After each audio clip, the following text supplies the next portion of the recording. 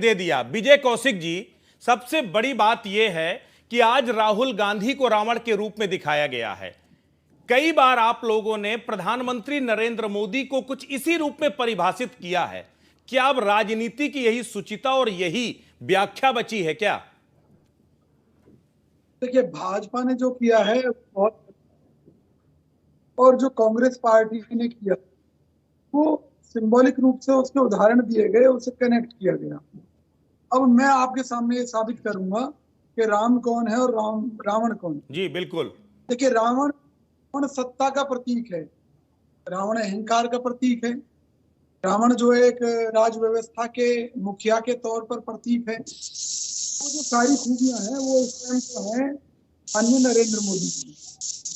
वो सत्ता में है, सत्ता के शीर्ष पर है, ताकत भी है, अहंकार भी है।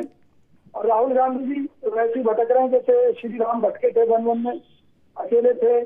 कभी सड़कों पर मोहब्बत की दुकान खोल रहे हैं, लोगों से मिल रहे हैं। तो आज उस समय भी रावण ने अपनी ताकत के दम पर राम को कुचलने की कोशिश की कि उनको कहीं से मदद ना मिले। वही कोशिश मोदी जी कर रहे हैं। वो सोचते हैं कि कांग्रेस को कहीं से चंदा ना मिले, राहुल गांधी जी को कहीं से कोई सहयोग ना मिले। तो रावण का जो एक दायित्व है वो माननीय मोदी जी निभा रहे हैं निश्चित तौर पर। और उनके साथ बड़े बड़े शक्तिशाली लोग हैं, जिनमें मान लीजिए अमित शाह जी हैं, डोभाल जी हैं और कई लोग हैं। तो वो जो एक मंत्री परिषद रावण की थी, जिसमें बड़े बड़े ताकतवर लोग थे, वो आज निश्चित तौर पर माननीय मोदी जी के साथ हैं। चलिए चलिए, ये आपकी व्याख्या है। अब एक मिनट, रावण का एक बार नहीं तीन तीन बार उन्होंने उल्लेख किया। राहुल गांधी ने उनकी तुलना रावण के साथ की। तो क्या बीजेपी अब आपको आप ही के एजेंडे पर आगे जो है घेर रही है क्या? देखिए, अगर वो हमारे एजेंडे पर अगर हमें घेर रही है तो इससे पता चलता है कि बीजेपी के पैरों तले जमीन खिसक चुकी है। उनके पास अपना कोई एजेंडा नहीं है, वो हमारे रहमो कर्म पर चल रहे हैं। पहली बात।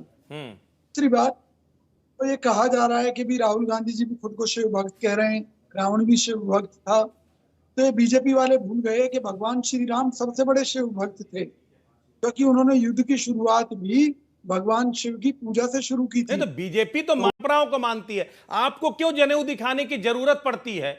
क्यों आपको यह बताने की जरूरत पड़ती है कि हमारे राहुल गांधी शिव भक्त हैं? ये जो तस्वीर हम दिखा रहे थे, दरअसल ये गुजरात चुनाव के समय की थी।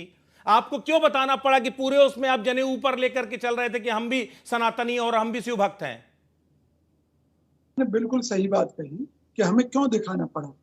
हमें इसलिए दिखाना पड़ा कि जिस देश का प्रधानमंत्री धार्मिक पूजाओं में काले वस्त्र पहनकर तंत्र मंत्र की क्रियाएं करता हो, जनता की आंखों में धूल झोंकता हो, तो हमें भी तो अपने कब वो तस्वीर तो देश ने तो नहीं देखी, आपने वो कब तस्वीर देख ली? कब वो तांत्रिक और कपाल क्रिया करते नजर आ गए आपको? तांत्रिक और कपाल क्रिया नहीं, आप वीडियो फुटेज निकाल लेना। हाँ, कि जब काशी गंगा में खड़े होकर पूजा कर रहे थे, ठीक है, माननीय मोदी जी उस समय काले वस्त्र पहन रखे थे। मैंने खुद देखा, मैंने किया उस मुद्दे पर कांग्रेस पार्टी की तरफ से। तो मैं ये कहना चाहता हूँ कि राम भी शिव भक्त थे, इसी तरह से राहुल गांधी जी भी शिव भक्त हैं। अब आ जाइए कि जी राम मंदिर में दर्शन करने क्यों नहीं जा रहे, तो यही सवाल हनुमान जी के लिए कहा गया था। जब उन्हें सीता मैया ने हार दिया था तो वो तोड़ तोड़ कर देखने लगे, बोले मैं मेरे राम की वो नहीं है।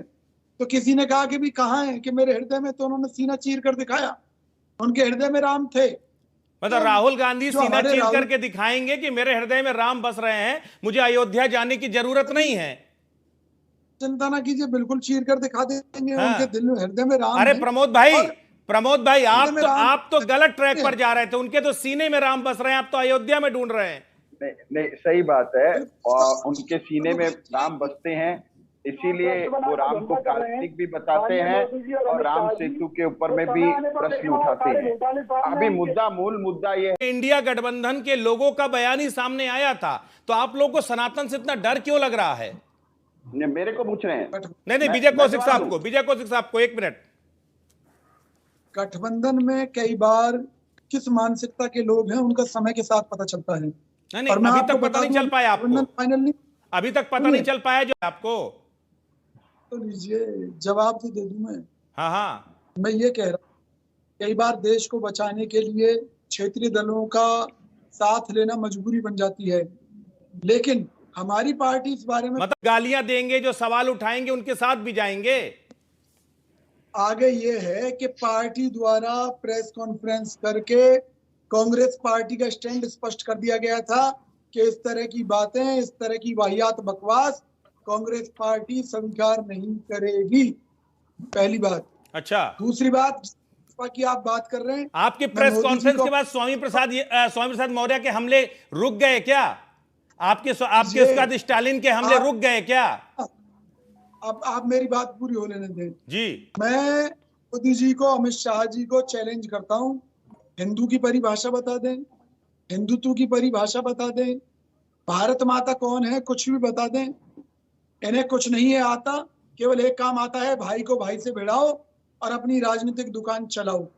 इन्हें ना हिंदू से मतलब है ना मुसलमान से मतलब है, इन्हें तो अभी केवल मुसलमान से मतलब है। मैं अभी उस पर भी आऊंगा। विजय कौशिक साहब, एक सुप्रीम कोर्ट में एक एफिडेविट दिया था जिसमें राम के किरदार को ही काल्पनिक बताया था। विजय कौशिक जी, सबसे बड़ी बात यह है कि राम आपके पास धीमे धीमे करके आपके दिल में बस रहे हैं क्या? जो अभी तक जो काल्पनिक थे वो अब बसने लगे हैं क्या? या जैसे जैसे चुनाव नजदीक आएगा वैसे वैसे राम और प्रासंगिक होते चले जाएंगे? अभी करीब 6 महीने पहले भारत सरकार यानी कि मोदी सरकार ने राम सेतु के अस्तित्व पर कोर्ट में फिर से सवाल उठाए थे। उन्होंने ये कहा कि भी ये मानव निर्मित नहीं है, ये मोदी सरकार की असलियत, ये समझ लीजिए आप अच्छी तरह। ठीक है। दूसरी बात, जिन अधिकारियों ने ये बात रखी थी कि भाई ये मानव निर्मित नहीं है कांग्रेस सरकार के समय में, वो बाद में भाजपा के नेता कहलाए। तो मोदी जो सरकार है वो राम के नाम पर राजनीति करती है, लेकिन राम की नीतियों के खिलाफ काम करती है। अब देखिए, हिंदू की बात करते हैं, लेकिन अभी पिछले दिनों मोदी जी ने क्या कहा? उन्होंने कहा कि भाई वो मुसलमानों का विश्वास जीतना चाहते हैं।